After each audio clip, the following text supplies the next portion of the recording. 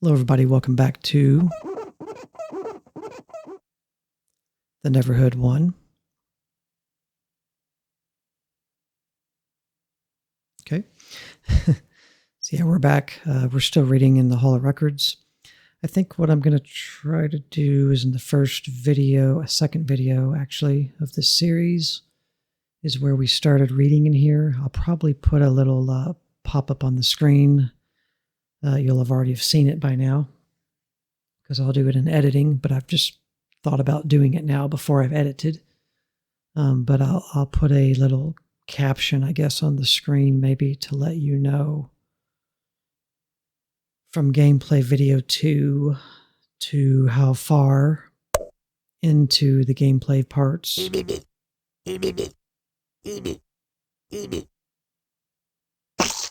Clayman's always making fun of me for talking. I'll try to list how many videos from which part to what part this will end. So if you decide you don't want to see all of this, then you'll know the video that you can go to next in the series to skip all this reading. But anyway, we're continuing on here. So we have these 3 columns left in this room. Start here. So Numeron was the father of Neron. Neron became the father of those who dwell in 8x14 thatched huts and use pygmy shrimp swabs. And his brother's name was Enron, whose food had to be pre-chewed by Eniron. Enron became the father of all those who celebrate in Numeron's birthday parade, playing the Pinker Krog and the Nigtoilbong. I don't know. Natoilbong. Numeron became the father of Numbi, like Gumby. Then Numeron became the father of Nascas the Great, and Numeron was the father of Kilfax, who just sat there. Okay. One year, Numeron lost half of his beings off of a cliff. They were on one of their morning marches when the ground fell out from underneath one of the leaders, and half the others followed before Numeron noticed their peril and was able to convince the rest to turn back. The 150 beings marched straight off the cliff. Not all of them perished. Many were some of Numeron's hardiest creations. The 2 that were the strongest and came through the fall most intact were Numbi and Nascas the Great. The fall landed Numeron's beings in the trench of Armus. There Numbi and Nascas set up kingdoms, the twin kingdoms of Numbi and Nascas. This did not go unnoticed by Numeron. He saw that as soon as the surviving beings thought that they were outside the presence of Numeron, they forgot him and his world. They began their own societies. Numeron observed their wickedness and saw that it was great. Numeron was sorry that he ever made any beings at all. He said to himself, not only do I have to keep cracking the whip, so to speak, over these beings night and day, but to top it all off as soon as I am out of their sight.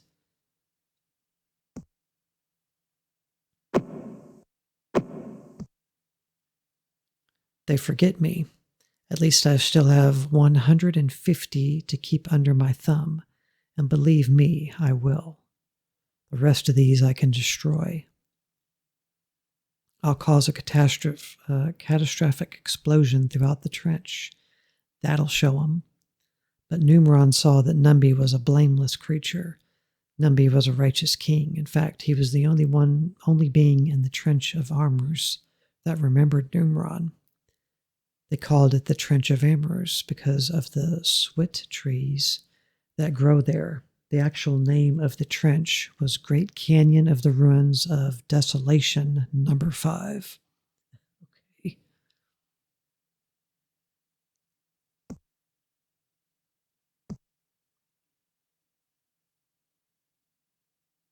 He tried and tried for 12.5 years to remind the subjects in his modest little kingdom about the past.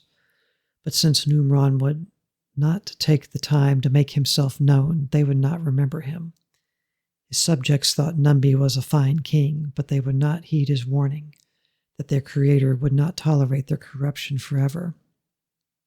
Nazca the Great, on the other hand, did not think Numbi was a fine king.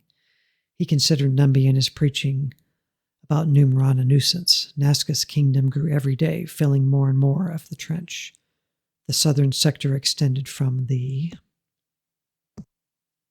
wilderness of Zeniflox along the side of Bismiprut. Then the south side was from the edge of Appalachia, and the border were westward and went to the fountain of the waters of Neopinthum. And the border went down to the edge of the hill, which is in the valley of Bonumblink, which is in the valley of Bomjoy, northward. And it went down to the valley of Daikungkwan, to the slope of the Anja Pung southward, and went down to Bok. And it extended northward and went to Sabatua and went to Soisinga, which is opposite the ascent of Nina. And it went down to the stone of Ru, the son of Lu, and it continued to the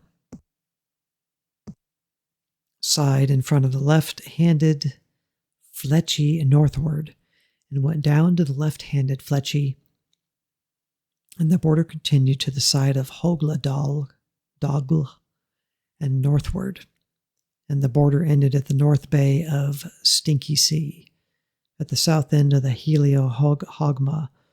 Moreover, the Heliohogma was its border on the east side, and the southern border extended from the end of the Stinky Sea eastward.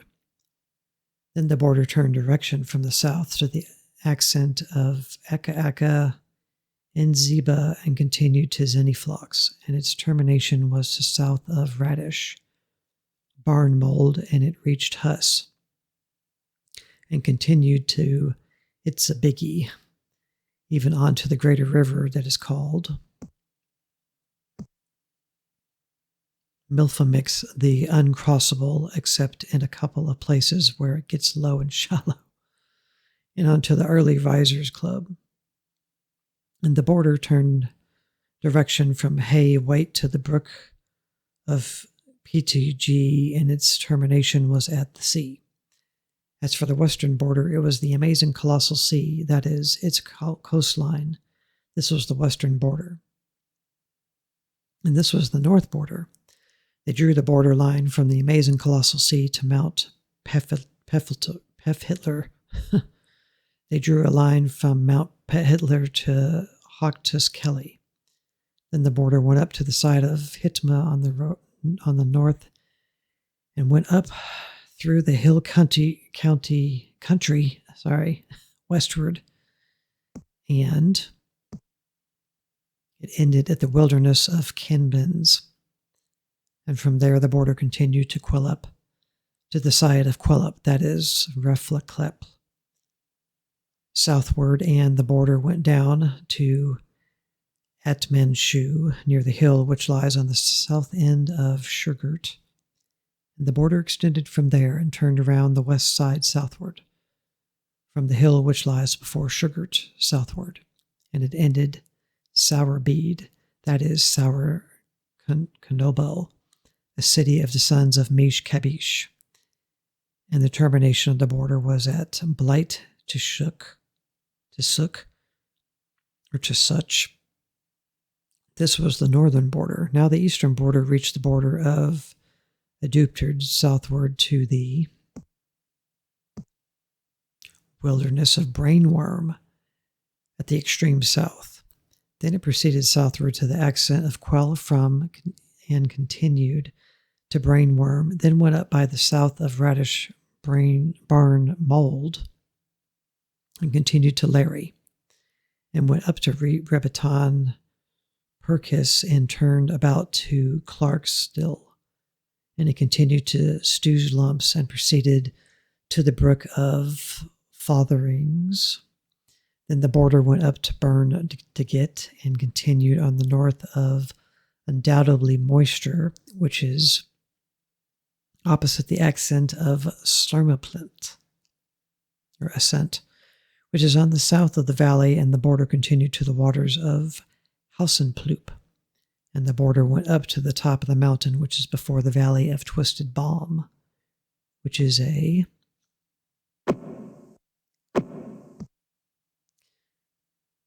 to the end of the valley of Quadra toward the north. And from the top of the mountain, the border curved to the spring of the waters of Rachnis. And the border turned about from Polodnix westward to Mount Dosoksky. They drew a line from Dosorsky to Shemp, and the border went down from Shemp to Ripley Engine on the east side of and continued towards Plyolihydol, which means I don't think I can put that much in my mouth. Okay. And the border went down and reached the slope on the east side of the sea of Often Fallen Into, and the border went down into the Fibritalin, and its termination was at the Stinky Sea. I wonder if How Long to Beat's time on this game includes reading the full wall of this. I don't know, of the Hall of Records. I doubt it. This will probably add significantly to my playtime of how long it takes me to get through this game, because we literally haven't done a whole lot in this game yet. This was Naskak, the Great's land, according to its borders all around. His thriving cities were all decadent and vile, but that is what sells. That is what the people want. Thus his kingdom grew, even taking in droves of defectors from the good kingdom of Nubby. This is going to kill my voice too, by the way. Yet still not content with his great wealth of power, riches, and influence, he coveted the dry, rocky land of the kingdom of Nubby. Nasaka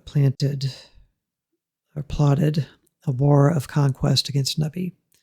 Nubron saw all of this and knew Nubby's number was coming up, so he paid a visit to Nubby to explain the catastrophic explosion. Sip a drink.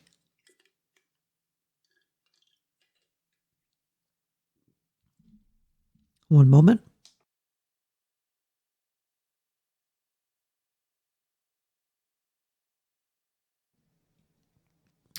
I am back. Do apologize. I took a small sip of drink and it went down my air tube and I started choking naturally. Excuse me. Nubby was alone when Numeron arrived. Numeron wanted to speak with Nubby and his wife, Grace. So Nubby went searching for her. The basement was flooded, so she was not there. She was in the attic, which in the kingdom of Nubby is called an whatever. So Nubby found her there, high and dry. They went together to the patio where Numeron addressed them.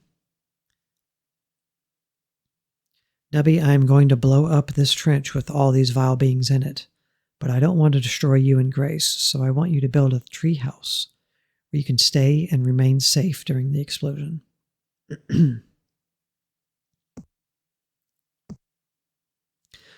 Numeron gave Nubby a blueprint for the treehouse and described the exact location of the treehouse he wanted him to build in it.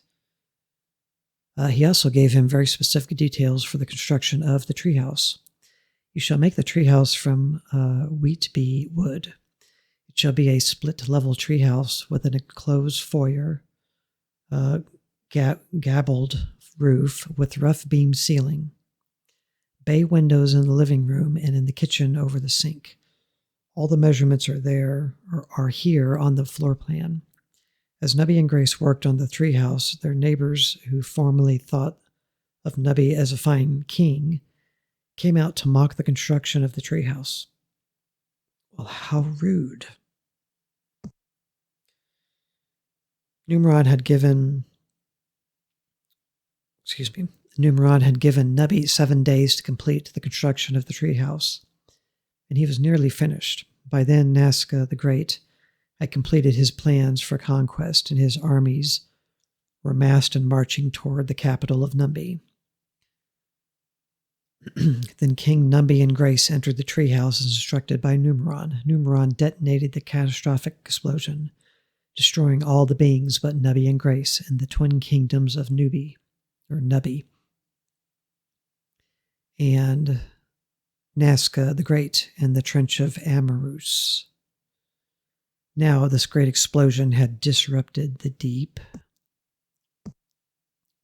panels of the world, and hot green substance belched forth from the cracks in the panels and filled the canyon. Nubby and Grace watched as the hot green swirled around the foot of the tree. They were trapped. Now wheat-bee wood is impossible to burn, so they were safe as long as they did not leave the treehouse. Many days passed as Numby and Grace grew hungry. One evening they looked out beyond the tree and sang a song to Numeron regarding their hunger. Noom, noom, Numeron, send us food to chew, Muron. Numeron heard their plea, and he sent a great bird to nest in the tree in which the treehouse was built. Every morning the great bird laid a giant egg, which landed in Numby and Grace's bed. They gently cracked the eggs open to find 5-course meals prepared, complete with a fine linen tablecloth and brass candelabra. They lived this way for many days until the hot green cooled to become just green. This new form, is that what that says? This new form of ground felt lovely to walk on. They lived happily for many ages. Grace died one beautiful day. Numby died 3 days later. Well, shit.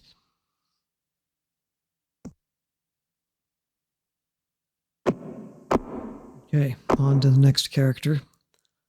Ataborg.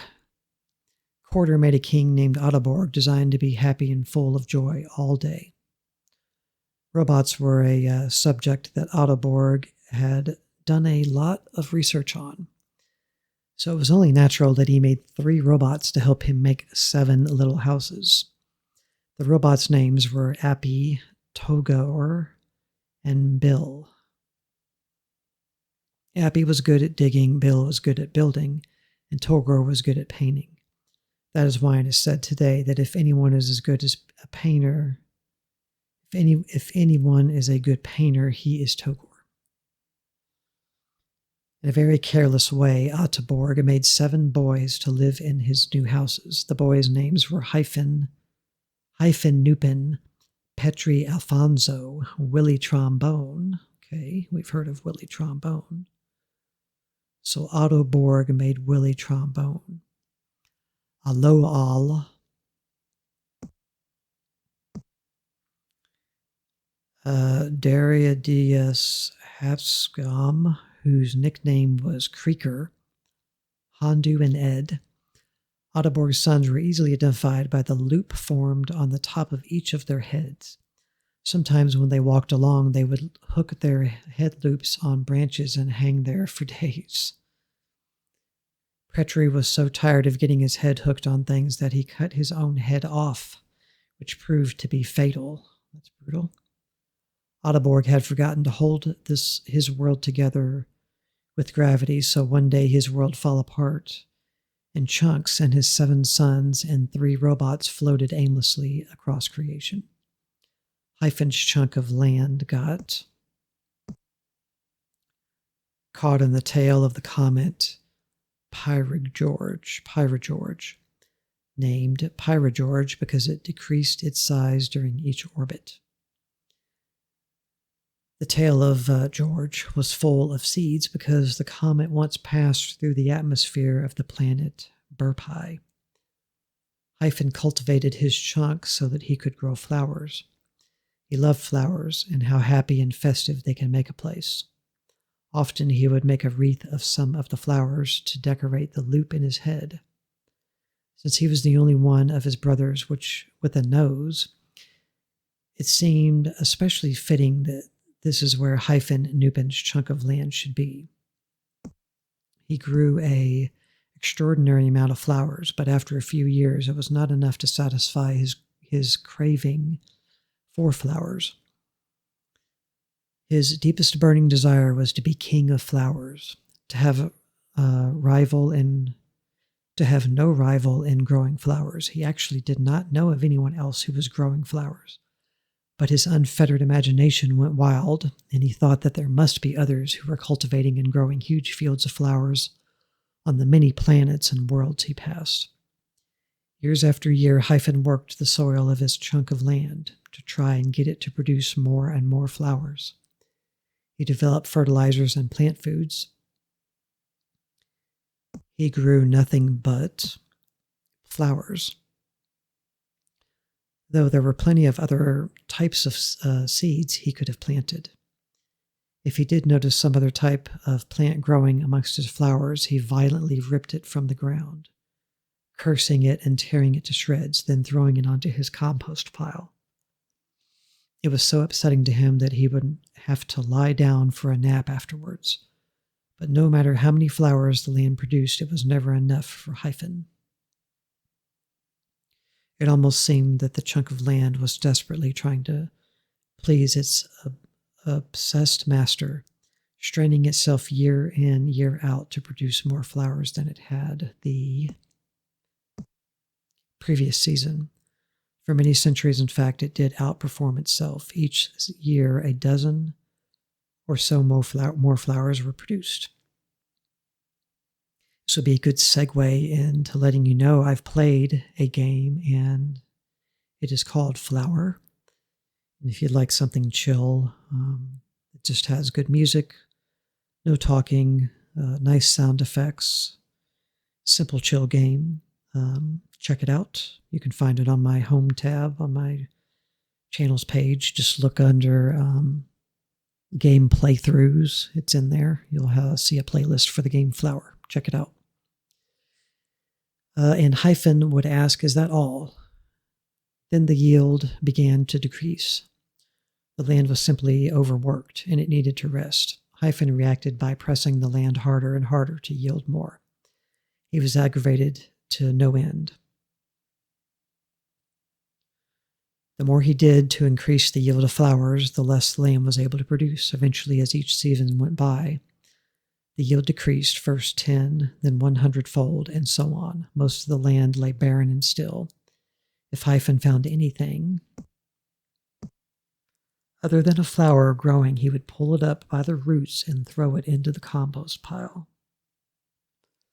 As the land grew gray and sterile, Hyphen wasted away also. The loop on the top of his head drooped like a deflated tire. His desire to make his chunk of land a happier place with flowers had died. He spent his last days worrying and hovering over the last few flowers that struggled desperately to grow to maturity in the dust. He could not afford the time it took to weed the desolate fields, but only a few spindly vines grew there in the depleted soil anyway. When the last flower died, so did Nupin. So, that was a pretty good story, as opposed to some of the stuff we've read.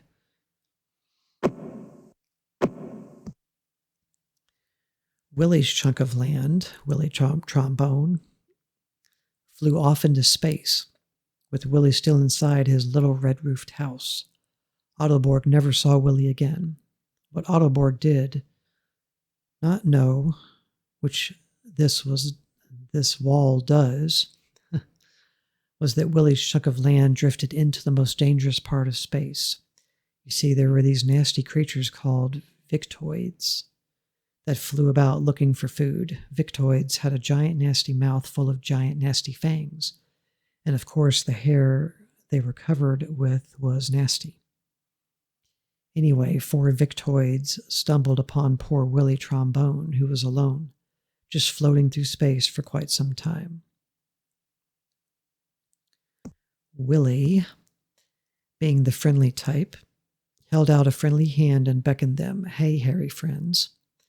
The Victoids screamed with glee when they saw Willie's yellow, supple flesh. They figured that he was not a fool and that they would have to trick him before they could eat him. They were wrong, for Willie Trombone was a fool above all other fools. And all the time that they spent trying to trick him only gave the drifting giant, big robot Bill, enough time to arrive. We'll definitely get to meet this robot Bill. Bill reached out with his mighty 3 arms and grabbed the floating chunk of land and hoisted himself up. Bill grew horrified as he saw his creator's son about to be devoured by vicious Victoids. That evening, Willie Trombone dined on Victoids, saving their pelts to use as blankets on especially cold evenings. Willie and Bill became close friends, and they enjoyed each other's company for a long time floating in space. Until one day they saw something very far away, something like a being in distress. A low owl kept a journal after Autoborg's world broke into chunks. Here is copied the only known surviving excerpt from that diary. My chunk of land has whooshed through a mysterious cloud of blue gas. Okay. The cloud is larger than some worlds that I have seen. I made a spur-of-the-moment decision to jump off the chunk and go in onto the gas. There is such a clutter of junk on the outer surface of the blue gas that it is virtually solid, yet kind of springy or springy. Wow, I am tired. I think I will lay myself down to take a snooze on the junk that clutters the surface of this blue gas, for I have not slept since before Autoborg's world fell apart. I do not know how long I was sleeping, but I woke up because I felt something tiny and creepy crawling on my knee. I reached down and swatted it with my hand. There was just a yellow spot of goop when I brought my hand up to see what kind of bug it was. Then I heard the weirdest, whiny, moany noise I have ever heard. I looked up and around and behind me, but I did not see anything. Then I looked down on the ground. I found myself surrounded by very little beings. Some were laying down. I guess they must have fainted after seeing one of their own squashed by my big hand. I knew they were not bugs. Then, because they were all staring at me, and because they were not all crawling over me or biting me or injecting their eggs under my skin to incubate there and hatch later. Gross. These are very teeny tiny beings indeed. When I compare them to myself, the tallest is only as big as my thumb.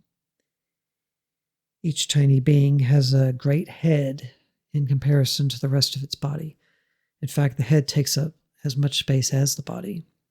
The 2 remarkable features of the head are the size of the head compared to the little body and its almost perfect roundness. It is like a melon on a sliver. Each being's head has a mouth, but other than that, there is only one other facial feature. Their globe heads are divided into an upper and lower hemisphere by dark line at the equator. I perceived this dark line to be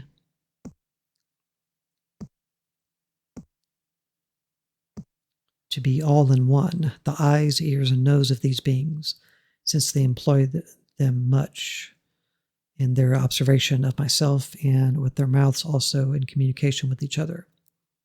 I was very hungry as I had traveled on my chunk of land for 40 days and 40 nights or something like that. My first thought was to eat a handful of these little beings, but they held up their hands to ward me off and wailed in high-pitched whiny shrieks. The little beings understood that I was famished from the disgusting rumbling noises that my stomach made, seemingly from thin air.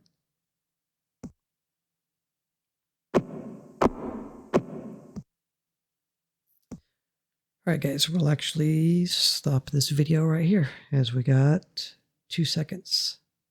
There we go. Okay. So the timer's gone off on me for our 30-minute videos that I make. So I have no idea yet. Like I said, editing in the second gameplay video will have already told you guys which video segment will end this Hall of Records, but I do not know yet as of recording this, because I haven't edited what I've recorded so far, and I haven't reached the end.